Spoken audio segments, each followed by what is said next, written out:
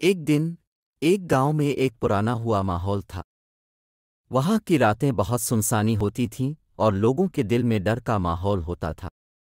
एक पुरानी हवाई होटल जो पहाड़ों की छांव में अलिफाबेर कर खड़ा था, इसके बारे में भी कहा जाता था कि वहां पर भूतों का वसेया होता। एक दिन जब बारिश की बूंदें जमीन को छू रही थीं, एक जवान लड़का राशिद नाम का गए थे।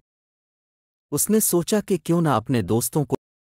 राशिद और उसके दोस्त वहां पहुंचे, लेकिन उन्हें नहीं पता था कि उनका ठीके किस किस्म का है।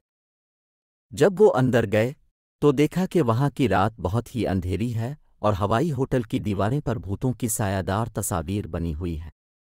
राशिद का दिल कांप गया, लेकिन इसने अपने दोस्तों को दिखाने का नहीं है।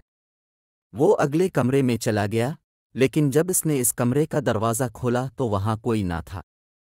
उसने देखा कि इस कमरे के अंदर एक कुर्सी पर बैठी एक खातून की सायादार तस्वीर है। राशिद का दिल कांप गया, लेकिन इसने अपने दोस्तों को दिखाने का नहीं है। वो अगले कमरे में चला गया, लेकिन जब इसने इस कमरे का दरवाज़ा खोला तो वहां कोई ना था।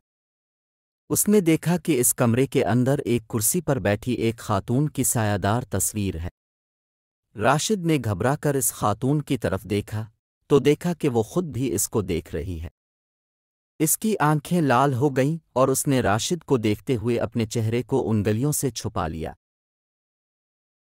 राशिद को खौफ का सामना हुआ, लेकिन इसने अपने दोस्तों को कुछ नहीं बताया।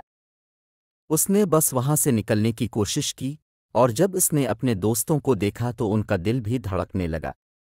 राशिद ने अपनी दास्तान बताई, लेकिन कोई भी उसकी बात को नहीं माना। वो कहा करते कि वो सिर्फ इसके डर का मजाक उड़ाने आए हैं, मगर इन्होंने कभी भी नहीं जाना कि राशिद ने उनको सच्चाई कहा था।